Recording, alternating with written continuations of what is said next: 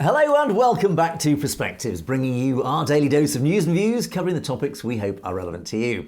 Today we have a fascinating insider's insight into the RSS.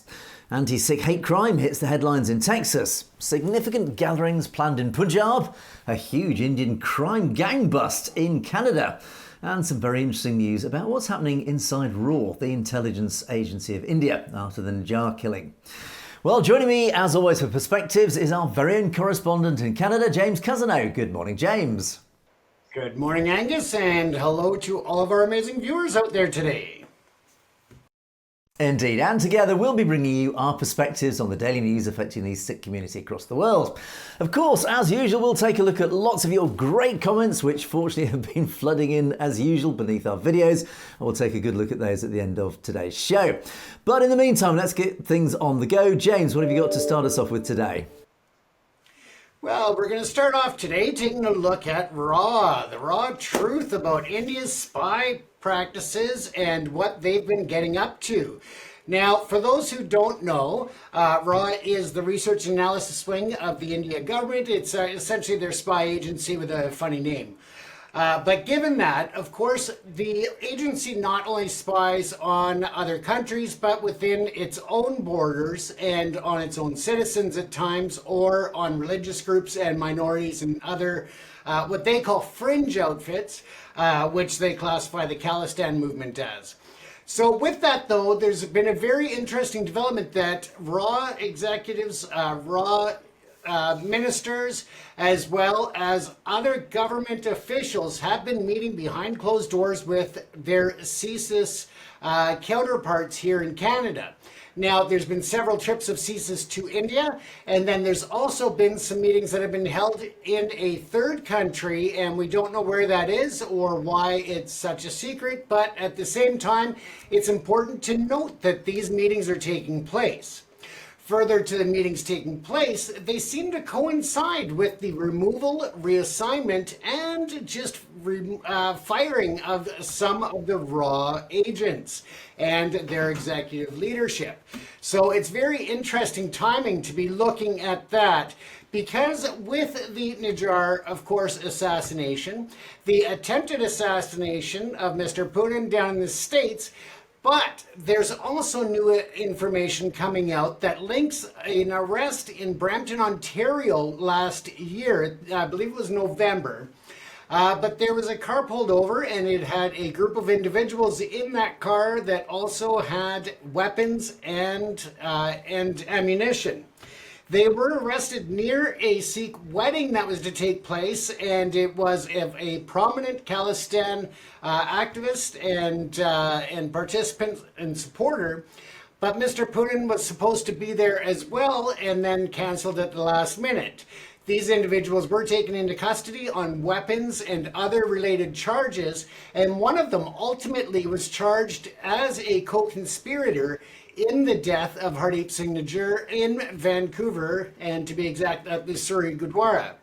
So it's very interesting that there are new details slowly coming out, but that there is more movement apparently going on, especially since the election in India. Now they've met several times and are moving forward and apparently sharing more information with India in terms of the investigation and information that they have. Now, of course, Mr. Gupta was arrested and charged with the plot to assassinate the head legal counsel of the Sikhs for Justice. And now, of course, he is probably singing like a canary to the American authorities, but we don't know what information they are garnering from that investigation. But it seems like there's a lot more coming down the pipe. Australia has also, of course, come out and said that they found a spy's nest in Australia back as far as 2020 and expelled those RAW agents out of Australia. So it seems to be an ongoing situation that there might be a little bit more advancement in the investigation in terms of India's involvement than what we've been previously led to believe, or that's just been released, because, of course, they want to play their cards close to the chest. The India government is really keeping quiet on these discussions and these meetings, and are not responding to any any apparent approaches by media to get statements of any kind, shape, or form. So we'll have to wait and see how this plays out. Now, there's a lot more information that we can go into when it comes to RAW and their involvement. So what I've done is put together a special report that will be released later today on Satellage, but we just don't have the time within an hour to get through it all on this show. But this was a quick abbreviated version of that. Here you can see some young gentlemen at the Edmonton Khalistan referendum. And again, RAW is targeting individuals who are a part of this movement. And again, thanking people for coming out to express their voice and their vote. And that is how we like to bring it. So I'm going to end this part of it with during Modi's campaign, he went as far as saying, today even India's enemies know this is Modi. This is the new India. This new India, he added, comes into your home to kill you. So I think that says it all about, him trying to claim that his country is peaceful, law-respecting, and constitutionally protected. So I think that goes a long way. So I invite you to watch the full report on Satellage, but I'll send it back over to you for your thoughts there, Angus. Yeah, thanks, James. This is a fascinating update because it implies actually an awful lot has been going on behind the scenes. It's very clear that in the interests of both governments, India and Canada specifically, but also to some extent the US, and I'm not going to draw Britain into this, but certainly the US and Canada and India, it is in the interests of those governments, not the people, but the governments, essentially to bury all this, to keep it all out of the public eye. Because they can't afford to have public fallouts, public disagreements. But that does not mean that India can get away with it. So what has been happening behind the scenes, it would appear, is what happens quite often in these sorts of situations, is that the intelligence agencies and government representatives have met behind the scenes. And what's really telling here, it has been in a third-party country, clearly a neutral country, where negotiations have happened between the governments of both India and Canada, and they have said, we need to have some serious discussions, because Canada have clearly said, we've got lots of evidence pointing to your government, Mr. Modi. Mr. Modi has obviously realised that he has been caught, plain and simple, red-handed in the murder of Najjar. So the immediate obvious outcome is we have to sit round a table and discuss how we are going to get both our countries out of this mess without it escalating into something more unpleasant. So they've met in a third neutral country to have these discussions. And clearly in these discussions, Canada, and I would absolutely guarantee, aided by the US, Australia and the UK, the Five Eyes nations. So all these other nations have been assisting with intelligence that they have also gathered, so that round that table, and I wouldn't be surprised if representatives from the Five Eyes countries will be around that same table, presenting this evidence to India and saying, look, we've caught you. You have been caught red-handed. Here is the evidence. We're not going to put it out in public because that will cause civil unrest, probably in both countries. And both countries don't want that. So Mr. Modi's government has probably in turn said, OK, yes, we've been caught. And they'll be sitting there very uncomfortably in those negotiations. They said, OK, we realise we're going to have to do something about this. And I suspect this shuffling around within RAW is a response to this. It is a response to being caught and saying, OK, we have to take action and we will move the guilty parties, or at least we'll find suitable scapegoats within our intelligence services, and we will remove them as part of a negotiated, agreed settlement between the Five Eyes and India. So I think this is probably what is happening behind the scenes. As I said, it's a satisfactory outcome for the governments, because both governments do not want this to escalate. They want to move on in the world. It is not a satisfactory outcome for the people, and certainly the people involved.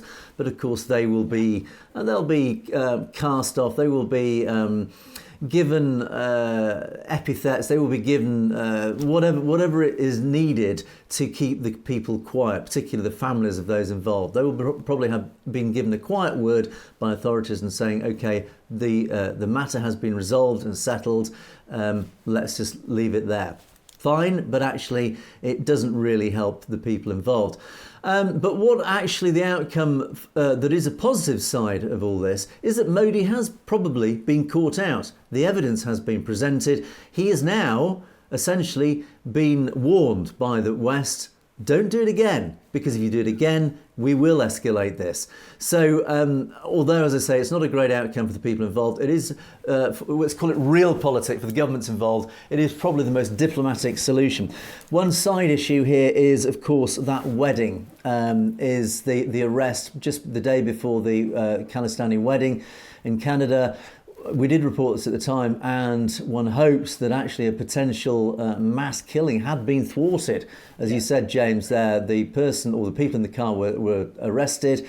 Weapons were found in the car. What were they doing in that same city the day before that well-publicised wedding was to take place, of which Gurpatwant Singh Panin was supposed to be a wedding guest. He called off at the last minute for security reasons. Essentially, he didn't want to place any of the other guests make them vulnerable to any potential hostility. So fortunately, it appears that a potential massacre was thwarted there. So yeah, James, a fascinating report. Just one explanation there. CSIS that you referred to. CSIS is the Canadian Intelligence Services, just for those who are wondering who CSIS are. So thank you, James, for that. We're Canadian, we still wonder who they are. Okay, just kidding. They're secret, they're intelligence services. Just kidding, I think they're in my trees. No. Well, let's take another delve into some crime happening in Canada. But on this note, at least there have been many arrests that have happened. There are still outstanding warrants. And this has got to do with the Dollywall Crime Group and their nationwide extortion program, or, you know, whatever you want to call it, the Ring. They are a crime group led by this gentleman on the screen here. And he is the one that is still wanted. Maninder Singh Dhaliwal is wanted Canada-wide, but they do believe that he has gone to the back to India.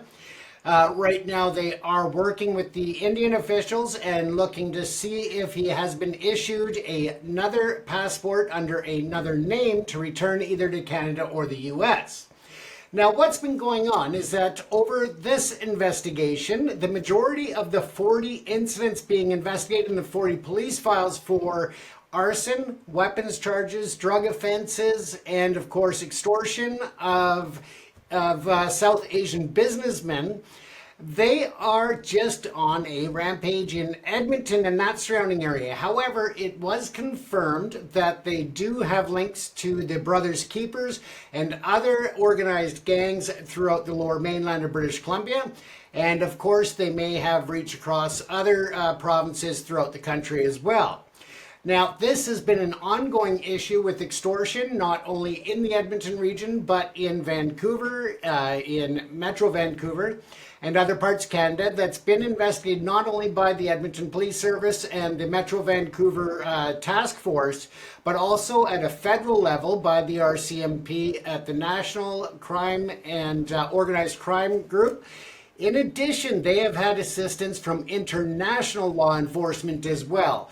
So as this manhunt goes on for Maninder across the country, it's actually in fact going worldwide because they are reaching as far as they can to locate him and to bring him back. There are some reports that he has changed his identity, some of his features. We don't know what that exactly means, if he's had plastic surgery or what exactly they're alluding to in the police briefing. And they couldn't really give more detail than that, or weren't willing to, one way or the other. But the program is called Project Gaslight. And why I thought this was important to bring up on our show, Angus, is because we do have an audience in Canada. We have an audience in the US. We have an audience all over the place. But mostly, we want to make sure that if you know a business individual, a South Asian or anyone else that may have newly arrived in Canada, they may have a language barrier, but more importantly, my concern is that they may also feel that the corruption and the level of corruption with the India police is the same that they would get in Canada if they were to speak out, if they were being victimized. And so it's really important for the communities to know that the police do take it seriously here. The level of corruption is nowhere near what you see in India, that you can contact 911 if you're in immediate threat, or you can contact the non-emergency line to report other concerns that you have, and they will be taken seriously. And I think that this, with over 100 police officers and tactical force units that were just on this file alone in Edmonton and working with that overall agency, I think it shows their dedication to make sure that every community is safe, that they do take all of these complaints seriously, and that they are going to invest the manpower to follow up to protect the community. They have 7 individuals that were, or sorry, 6 that were originally arrested. 1 more, as I said, where the warrant is out. And since the report here late last week, they've also arrested 4 others related to this investigation. Once again, there are others that are out there doing these types of crimes, the extortion of foreign businesses, or, you know, new Canadian businesses. And it's not just in the Indian diaspora, but also within Chinese communities, and that it is an issue. So again, speak out. And if you know someone who doesn't speak English, make sure they have the correct information. Make sure you translate it for them, is the best that I can suggest to help to curb this type of action. From the standpoint of the police in Edmonton, they claim that this is likely one of the biggest investigations they've ever been a part of or had to initiate, and that again says a lot. If you do happen to know the whereabouts of Mr. Dhaliwal, you're welcome to contact the Edmonton Police Service. The information's on the screen, or just contact your local police department in Canada. They'll be able to put it through. But on that note, it's a great day for the Edmonton police in that they've made so many arrests, and they've really taken the crime group has really taken a big hit to their infrastructure. And something else that the inspector had brought up is that they are recruiting more gang members into that crime organization. And he said that this is clearly showing anybody who's thinking of getting involved with them that Mr. Dhaliwal is going to be out the door and gone. He doesn't care about you once you get arrested, and all of these individuals that are still in custody, and he just left them high and dry to be prosecuted.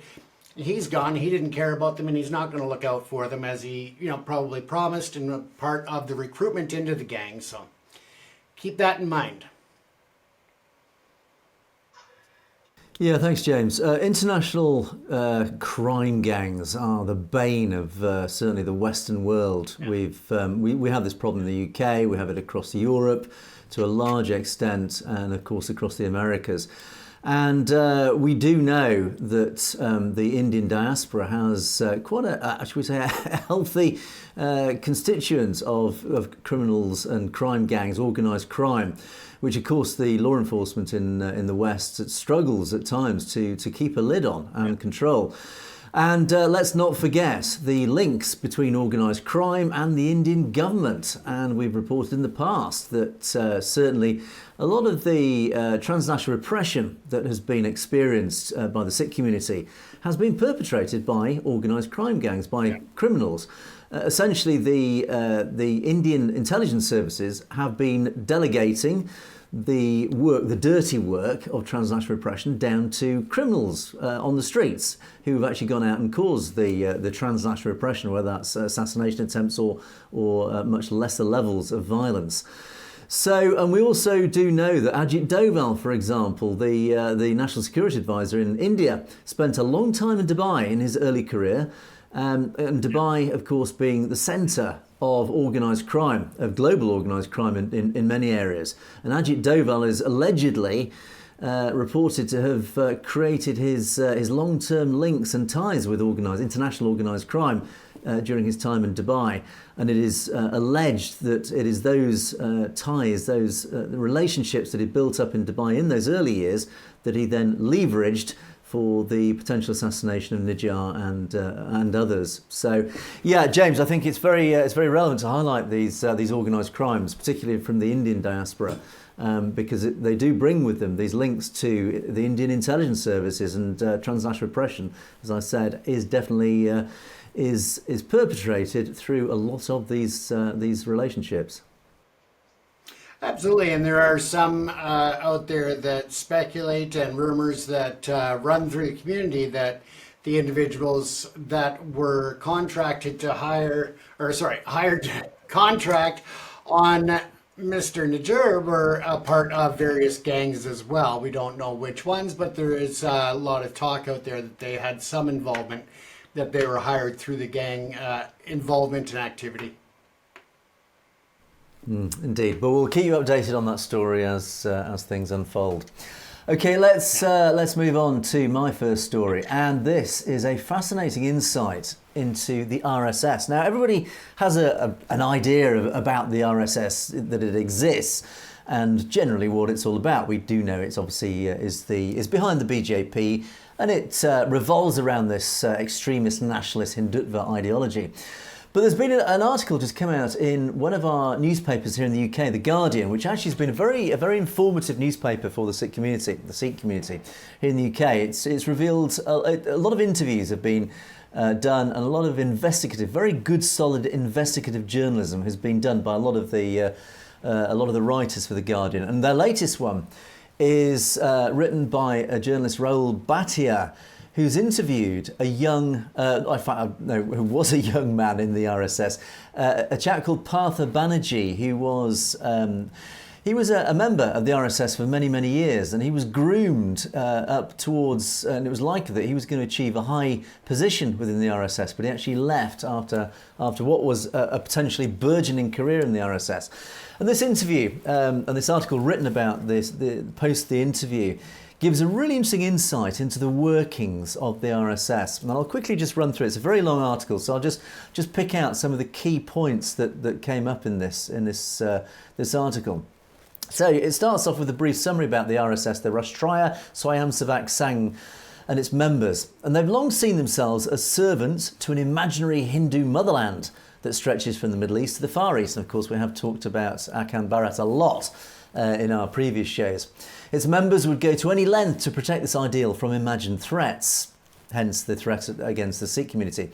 It was an RSS man who murdered Gandhi in 48. 45 years later, the RSS was one of the key forces behind the demolition of the Babri Mosque, which of course after which the riots saw 2,000 to 3,000 people, primarily Muslims, massacred in dreadful riots after that. There's no official list of members, but the RSS is usually said to be around 4 million strong. The BJP that rules India at present is the RSS's political arm. That's no secret now. And of course, Narendra Modi, the current Indian Prime Minister, was himself a product of this same organisation. Now, Partha, the ex-RSS member, told the interviewer that he left the RSS behind almost 40 years ago. But he was once an insider, marked for future greatness within the organisation, and he's now written a book about his experiences in the RSS. As a result of that, he's fallen out with his own father, and his own father is a zealous member of the RSS, I imagine even to this day. And Partha remembers his own father fondly, but he does remember his father being a complete racist, an Islamophobic and a fascist. I would hear, this is Partha speaking, I would hear from my father that communists and communism are evil, Islam was evil, Christianity was evil. And as a young boy, Partha was reading RSS magazines around the house and newspapers that were completely full of hatred, but he thought they were true. He thought they were gospel truth. Right.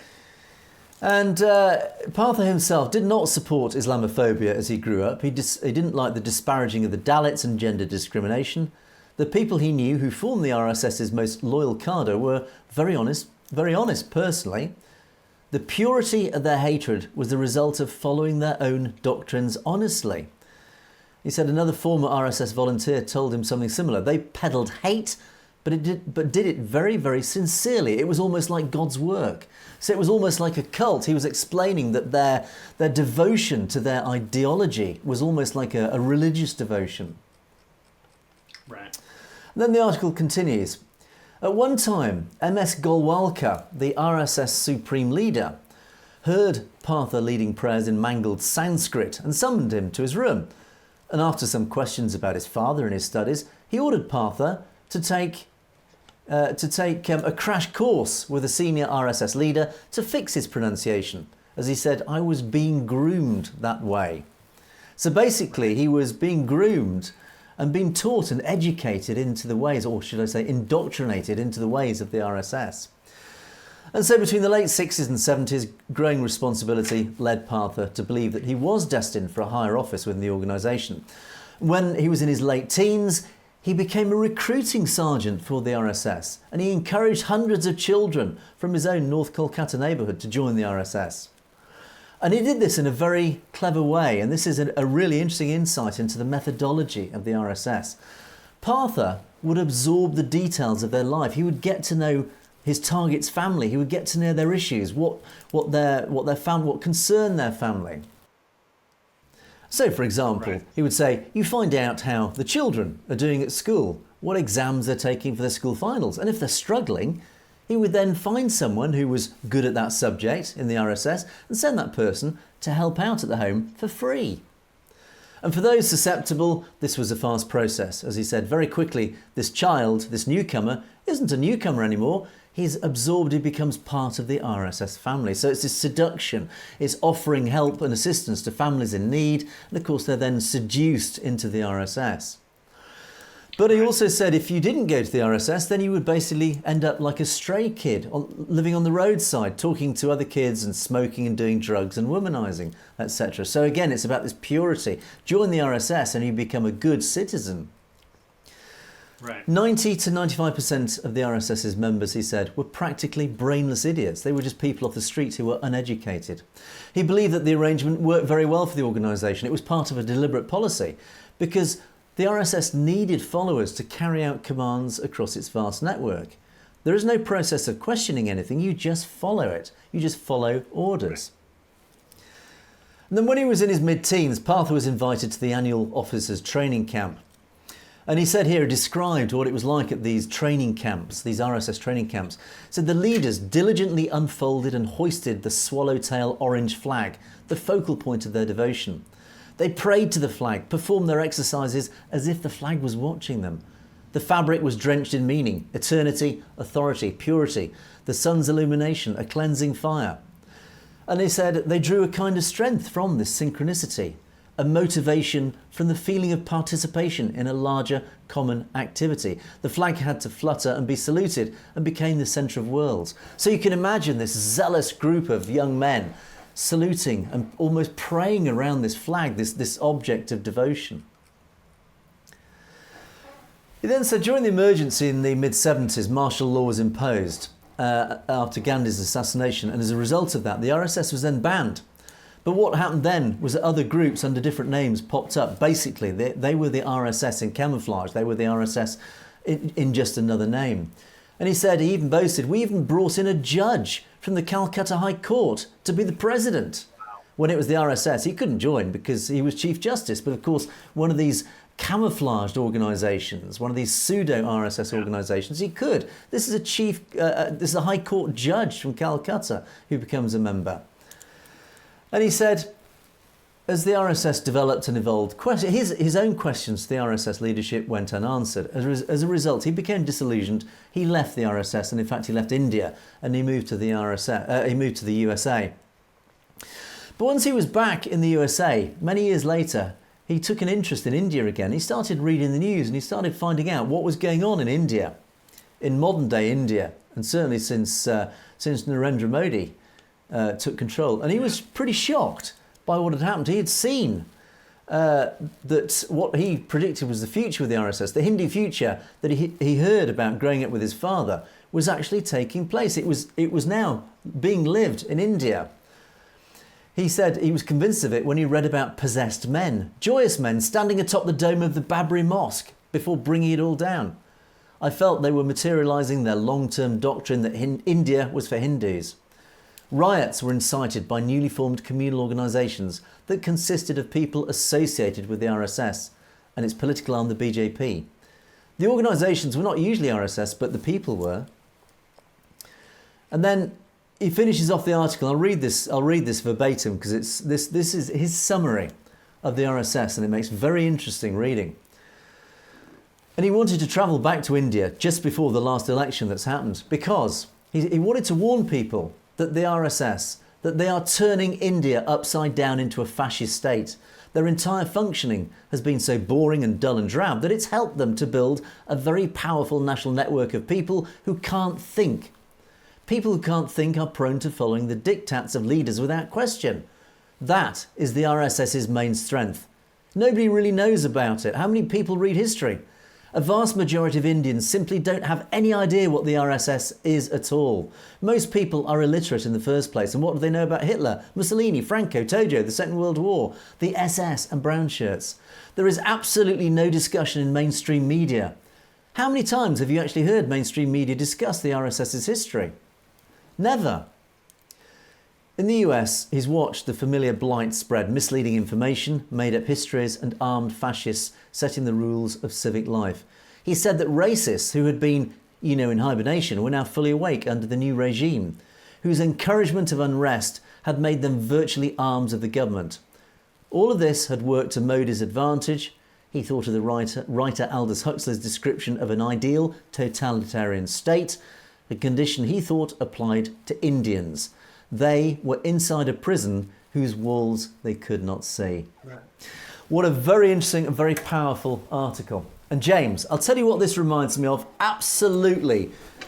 Through every single element of the RSS's history, its development, the way it operates, it reminds me of one thing, James, and one thing only: 1930s Germany and Nazism. This is the Nazi Party all over again, is it not? It certainly is, and that's exactly what I was drawing comparisons to when I was listening to you reading it out and when I've reviewed information there. It's very, very similar, and I think the mindset and the way in which they indoctrinate people is very similar, and they're following, almost the same books and the same patterns. It's terrifying. In fact, it was quite chilling, I have to say, reading this article when I first read it. Yeah. Because, as I said, I've studied 1930s Germany and the growth of Nazism and their methodology, how they did it, the Hitler Youth, the SS and all these organisations that were designed exactly in this same way, that were designed to seduce the young into this purity of thought, as they called it, into this organisation. They talked about synchronicity. The Hitler Youth were exactly this. They used to march in synchronization. They would salute the Nazi flag. This is Nazism all over again. And for those who don't know much about how the Nazis operated, particularly amongst the Indian population, this leads only to one thing. It led to Nazism. It led to fascism, the deepest, most evil fascism that this planet has ever known. And this is the RSS all over again. As I say, I use the word and I will use it again. It's chilling reading this. Most people do not realise what the RSS is. They do not realise what it stands for. They do not realise its genuine ideology. It's absolutely terrifying. So, on that chilling note, let's move on to my next story. Between the two are just unbelievable, aren't they? It is. It shocked me to the core to read this, and I do hope our audience are equally shocked and spread the word that this is what the RSS is about. Yeah. Okay, let's move on now to the Americas. And in the Americas, a Texas man has been charged, an Indian man of Indian descent, has been charged with hate crimes against the Sikh community. And this actually happened. This has been something that's been going on, or a story that's actually been going on for about a year and a half now, 18 months, but it's only recently been charged. And this story is a Texas man who's been charged with a federal hate crime for making interstate threats against the employees of a Sikh non-profit organisation. Now, the original complaint happened back in September 2022. And this guy, Bhushan Athali, who's resident in Dallas, he called the main telephone number of an organisation that advocates for the civil rights of Sikh individuals within the United States. And over the course of an hour, Athali left 7 voicemails expressing extreme hatred towards Sikh individuals working at this organisation and threatening to injure or kill these individuals with a razor. Athali's voicemails, which were filled with violent imagery and obscenity, contained references to places, people and tenets that are particularly significant within the Sikh religion. We've talked a lot about Sikh hate crime and particularly targeting the Holy Scriptures. Yeah. And amongst many other things, Athali stated his intention to catch the Sikhs at the organisation, forcibly shave the top and bottom hair of these individuals, use a razor to forcibly cut these individuals' hair and make them bald, forcibly make them smoke and eat tobacco and show them the heaven. Now, these threats are particularly sacrilegious. Of course, each threat is very clearly designed to be the most offensive to any Sikh. Yeah. By targeting all those elements that are most sacred as any Sikh. And in March, Athali again, this is March this year, a few months ago, Athali again called the same organisation and left 2 more voicemails. So the investigation reflects that Athali has a long history of making religious-based comments and threats, such as when he previously used a professional networking site to express to a former co-worker that he hated Pakistan, he hated Muslims, and he told the co-worker, "I hate you, I just don't know how to kill your whole family, including you. Tell me, I will figure it out. Probably I'll hire a Jew and they will be most happy." So again, very specific, very targeted hatred. And note the very right-wing element of this. This is right-wing Hindutva ideology spilling out of this gentleman. Excuse me. If convicted, Athali faces a maximum penalty of up to 10 years in prison for interfering with federally protected activities and a maximum penalty of 5 years for transmitting an interstate threat. And both charges also carry a penalty of up to $250,000 fine. So this is one of many hate crimes that occur, unfortunately, on a regular basis across the West against the Sikh community. But this guy has been found out, he's been caught by US law enforcement, and it's the nature. I think there are 2 things to take away from this. Firstly, it is the very specific nature of this hate crime. It is so targeted. It isn't just a general attack. It isn't just general racism against somebody who's different. This is very specific. As I said earlier, it is very targeted. It is designed to be specifically as sacrilegiously offensive as possible. It talked about shaving the beards and the body hair. It talks about the Holy Scriptures, the Guru Granth Sahib Ji. It talks about targeting these. Again, it is this. One has to assume it is from the right-wing India ideology, the Hindutva ideology that is so prevalent across social media, spills out into the real world. And the other takeaway of this, of course, is very interesting. It is US law enforcement now who are taking these crimes increasingly seriously. Transnational repression has been shown to be a real threat, a real and present danger to the Sikh community across the West, in the Americas, here in the UK. It is a sign now that US law enforcement is taking this hate crime and this transnational repression a lot more seriously. Which is a very positive takeaway from this. And I think they have looked at this case more and taken this case more seriously as a result of that. And just a final note, Bhushan Anthali has been in jail since early June 2024, since he is also considered a flight risk. So James, yeah, interesting story. This is just, I think, a current manifestation, firstly, of the prevailing hate crimes, but also the seriousness with which the US and Canada law enforcement are now taking these crimes. Absolutely, and we're seeing it not just against the Sikh community, but against many religious organizations, many groups, many, just different organizations in the whole, or as a whole, throughout Canada, the US, the UK.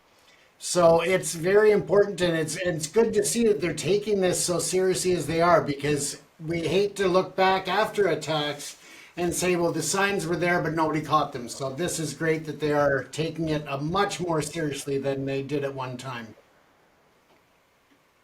Yeah, indeed. And we'll keep following up this case and let you know what the outcome of the charges are.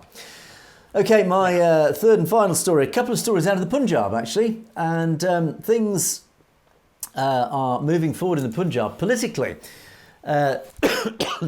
With the appointment and the election of Amritpal Singh, this seems to have galvanised a lot of the Sikh community in the Punjab, who do seem now to be a lot more proactive in trying to unite the communities and trying to get these big messages, these issues that have been bubbling around for many years. They're trying to essentially get action taken. And as a result, a Panthic conference is to be held at Baba Bakala on August the 19th over a lot of these issues, but particularly the issue of Sikh political prisoners. Now, during Rakha Punya festival, that's a festival that is celebrated, I think it was a Hindu one that's celebrated at the same time, but is also celebrated by the Sikh community. Sikh bodies are organising a Panthic conference at a historic village called Baba Bakala to raise the issue of the Sikh political prisoners, including, of course, Amritpal Singh, the MP, the elected MP from Khadur Sahib. And the quote, and this actually was this whole announcement was actually announced on Twitter or X under Amritpal Singh's own account. And it says, the actual announcement said, keeping in view of present sensitive circumstances of Panth, the Panthic gathering is being organised for the release of Bandi Sikhs, that's Sikh political prisoners. And the same post carried images of Amritpal himself and Sarabjit Singh, who was the son of the Shaheed Bhai Beant Singh, the killer of Indira Gandhi, and who was also elected as an MP for the other constituency in the Punjab, Faridkot. So both Amritpal and Sarabjit were both, of course, elected in that last election. So clearly they are pulling strings from their prison cells, which is great news. So clearly both elected MPs to the Lok Sabha, even in their, Amritpal Singh in his jail cell, is helping pull strings, is helping organise these things. So he's not sitting idle, which is great news. And this press release finishes off saying, for more than 3 decades, Sikh prisoners have been languishing in different jails across India. They're not being released despite having completed their jail terms. And of course, a footnote that the man-led AAP government extended Amritpal Singh's and his 9 colleagues' detention under the NSA, which of course was bad news. So yeah, and then the second announcement from the Punjab is that another Sikh body, the Dal Khalsa, is to hold a freedom march in the Punjab. And the freedom march that's going to be dedicated to Hardeep Singh Nijjar and Gajinder Singh. Now, this pro-freedom Sikh organisation, the Dal Khalsa, has resolved to hold this freedom march on August the 13th at Hoshiarpur, particularly to mark its 46th foundation day. But the march itself will be dedicated to Sikh leader Bhai Hardeep Singh Nijjar, of course, who was martyred last year in Canada, and also to the organisations founded by Gajinder Singh, who passed away in Lahore last month. Now, the peaceful procession, it is at great pains to point out that it will be a peaceful procession, and it's designed to raise the issue of, wait for it, Khalistan in India-administered Punjab. So it's a brave issue. This is a brave pronouncement for this procession.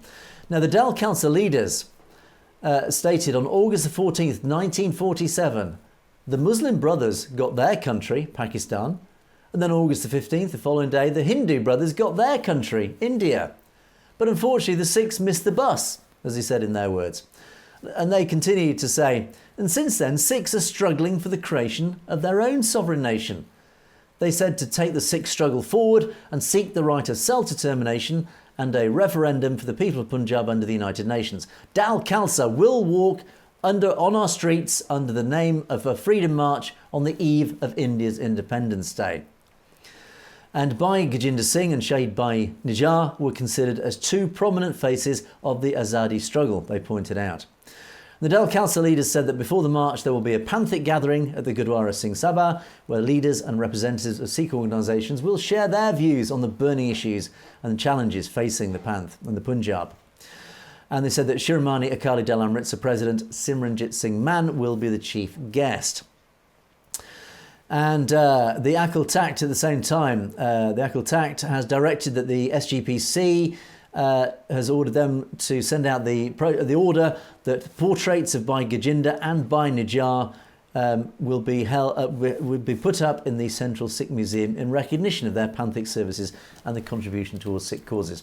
So the takeaways from these, certainly from me, is that clearly things are moving forward. There is a crystallisation of efforts now, that people are slowly but surely putting their heads above the parapets. The fact that this procession organised by the Dal Khalsa has as its banner headline, it is going to talk about Khalistan. Again, a brave move in a region where any talk of secessionism is illegal. But people are finding the resolve, they are finding the courage at last to stand up in public and peacefully say we have the right to self-determination. Of course, people have tried this in the past. Amritpal Singh himself has tried it in the past, and look where Amritpal Singh is. He's held under trumped-up charges, under nefarious anti-terrorism legislation. But more and more people and organisations, more and more people, ordinary people, are standing up to say we must have the right to self-determination. We live in a supposed democratic society. We want our own sovereign nation. So James, it's very encouraging that people are finding the courage. People power, once again, as we keep referring to. It is, and the Charter of Rights and Freedoms, or a constitution, no matter what country you're in, are only as strong as the people protecting it. And it's great to see people standing up and really demanding their right to have their say. It's wonderful. Indeed. Okay, let's move on now as time marches on, and let's take a look at some of your great comments. We've had a lot of comments in, and we will be covering a lot more of them in tomorrow's show. Unfortunately, we can only take a small section. There are so many that we would love to talk about, but many of those we will still come on to. So do watch tomorrow's show as well. But let's start with one of last week's show, where we remembered one of the Shaheeds, and we talked a lot about the Indian government and their covering up of the genocides of 1984. We did, of course, cover 1984 and what's happened since, and we did make the comment that the current Indian government were effectively complicit in those crimes of 1984 because they have not chased up the guilty. Many of the guilty are still walking free.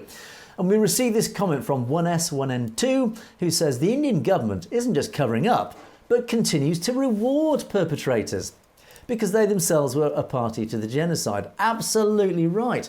The fact is they're not just trying to cover it up, they're even rewarding those who were guilty. What message does that send out? I think the message is very clear.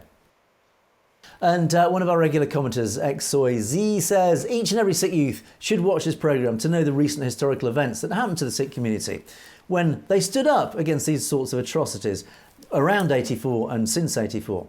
The Indian dictators have presented a totally different picture in the minds of all other Indians, either the Congress or the BJP, to get majority votes. Of course, absolutely right. The Indian government controls the media. Most Indians do not get to hear the truth. They get one side of the narrative, don't they, James? It's frustrating that we have to exist to try and tell ordinary people, ordinary Indians, what actually really happened in these situations, who the guilty really are. I mean, we have to talk till we're blue in the face, James, don't we, to try and get these people to hear the truth. Absolutely, and a free press is such an important part of a democracy. Imagine that.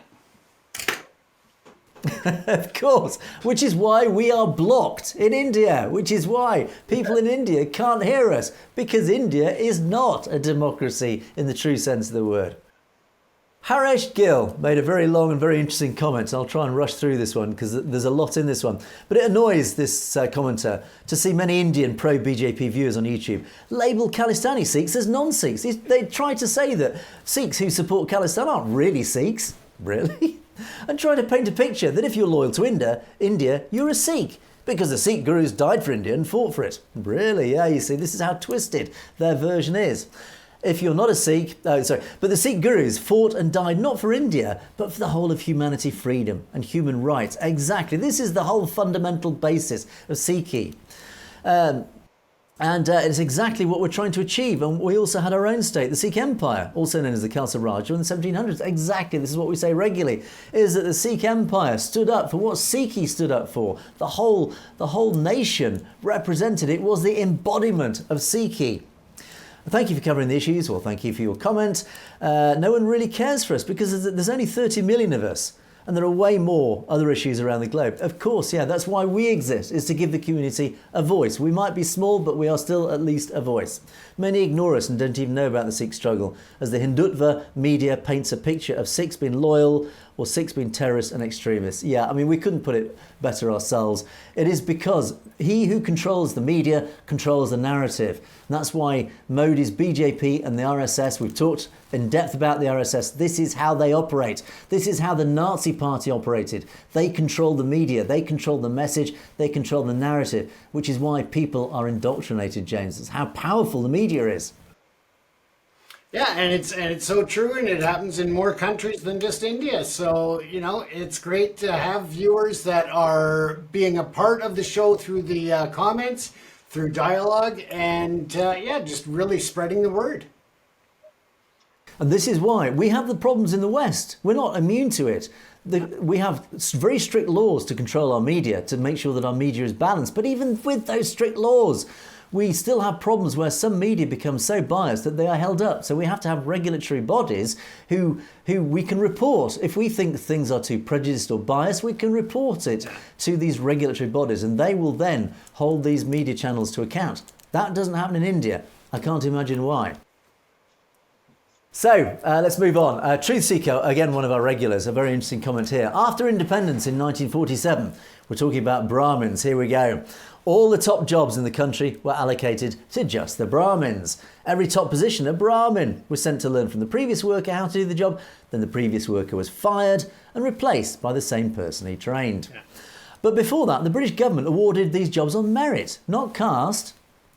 So if Sikhs are expecting any special consideration, the answer is not only equal consideration from a nation who gives special consideration only based on religion and caste.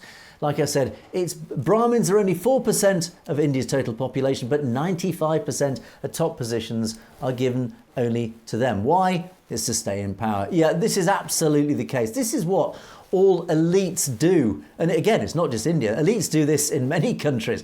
Is all the top jobs are, of course, given to people that they can control. Yeah. And this happens widely across India. We've talked about it in the Punjab, where even the chief minister is a place person of the Indian government. They are people who can control. So every layer of government, even down to local government, is awarded, those positions are awarded to people who are in control, or they are being controlled by the party that is in control. It's the Brahmins, as we talked about.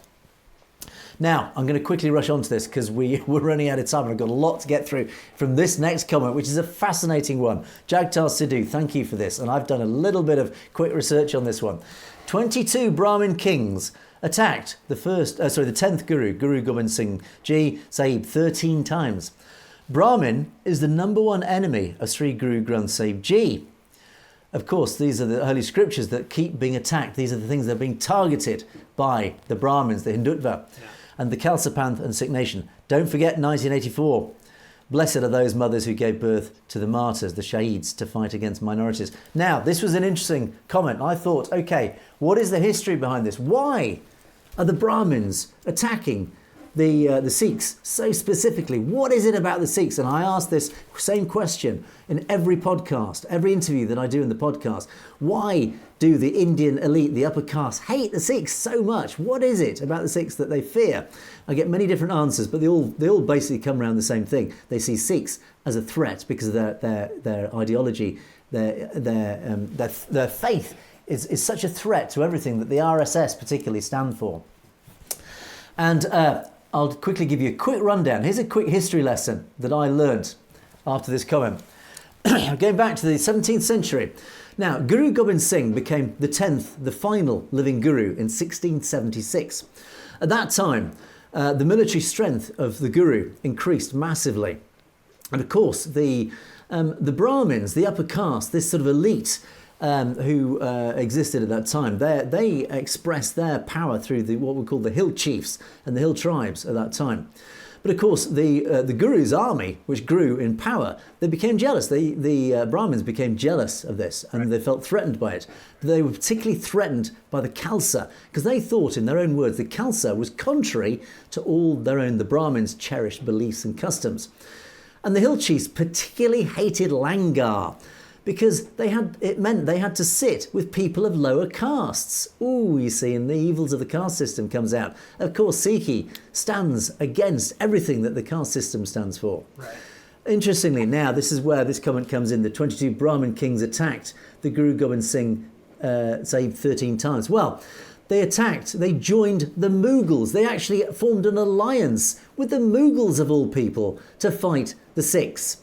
And they attacked the Sikhs, they attacked the Guru and his armies.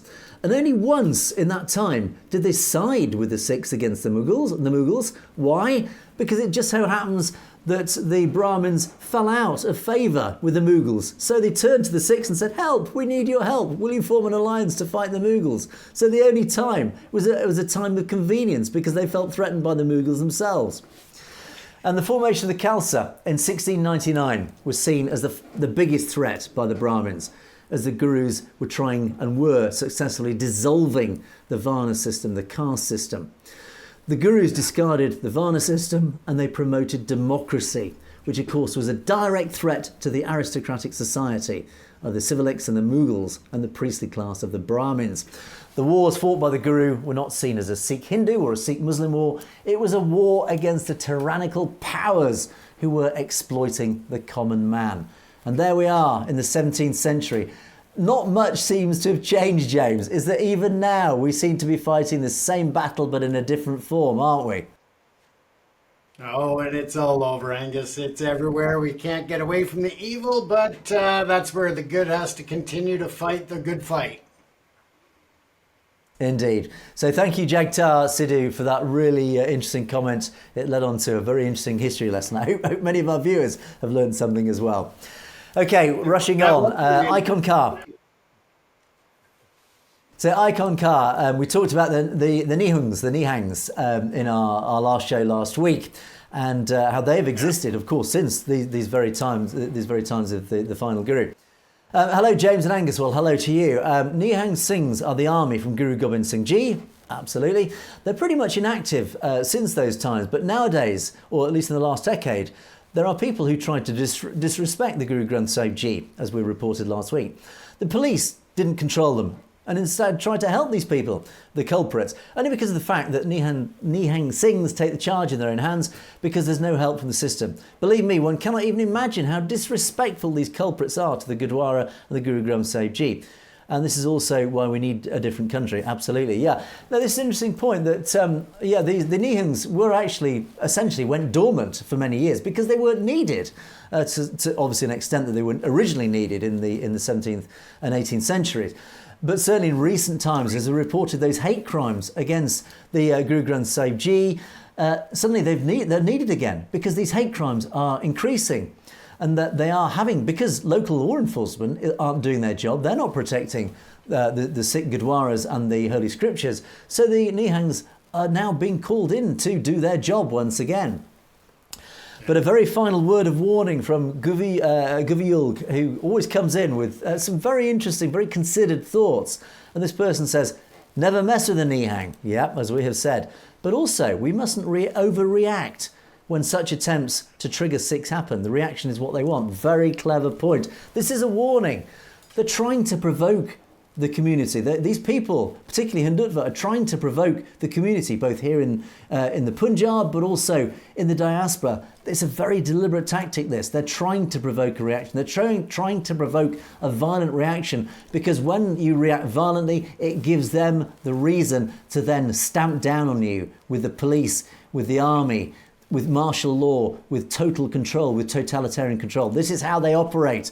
So this is a warning. We talked about the peaceful march in the Punjab happening later this month. It has to be peaceful. Don't give them what they want, which is a violent reaction.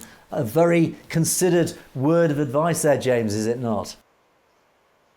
I would say it definitely is. And, it's even a step further that it gives them what they want in the media as well, because violence gets into the news, and that's what they want, to give you a bad look in the public eye. So it's great to keep that in mind. They're looking for the excuse. They're looking for the excuse to bring in presidential rule in the Punjab. Don't give them that excuse. That's right. Talking about the Punjab, We do have a few viewers in the Punjab, I'm delighted to report, and they have told us they're in the Punjab. Azad Singh said, thanks for mentioning my comment. Well, I've mentioned another one, there you go. Yes, I am watching via VPN, but the problem is I can't mention my real name. Isn't that tragic, James, that in this day and age, in a democratic nation, a so-called democratic nation of India, that a commenter in the Punjab is too afraid to mention their own name? What does that say? Don't use my name. But it's a sad reality that we're facing, and it would be great if they could have that freedom to watch what they want to watch and comment what they want to comment. I mean, who's it hurting? Nobody. Absolutely. I mean, to get serious about this, it is shocking that in a so-called democratic nation, this person is too afraid to use their real name. We all know why. And they did continue with a reference to the story from last week about the dreadful landslides that you did, James. That, of course, as we mentioned, the monsoons, when they hit this time of year, northwest India gets hit very hard, of course, being in the foothills of the Himalaya, and the floods in Himachal and Uttarakhand, resulting in an unknown number of deaths. This happens every single year. Himachal floods are threatening the Punjab at this very moment, as of course the news is now reporting. And again, we did point to governmental mismanagement and the mismanagement of what's happening on the ground. And our final comment comes from Reckless, who says, thanks Angus bro from the Punjab. Another viewer from the Punjab. Thank you for joining the show, and I will say a big hello, and James and I send a big hello to all our viewers in the Punjab. Spread the word. Clearly we do have a following in the Punjab, which is great news. I guess you're all watching on the VPN. Thank you for that. As we say every time, do tell your colleagues and your friends. Get VPNs. Get the word out that we exist, because we need our message, the message of the Sikhs, to get further afield. We need our message to disseminate out amongst the Punjab, to get the truth out there that the Indian government are too afraid to let you hear. Would you agree, James?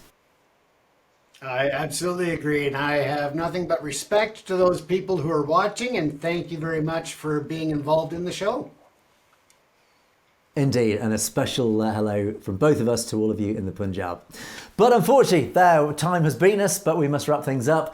That was Perspectives, but don't forget to keep those comments coming in. It's always giving us loads to talk about, and loads of as you've seen, very educational content as well, and loads of great debates going on after some of our videos. So do keep those comments coming in. Of course, you can message us directly at message@sutlejtv.com on anything that you would like to highlight to our attention, and we would love to cover those as well. But in the meantime, we must wrap things up. Thank you so much for watching Perspectives. It is a goodbye from me, and it is a goodbye from James. Goodbye, everyone. Stay safe. You have, of course, been watching Perspectives. We will see you next time.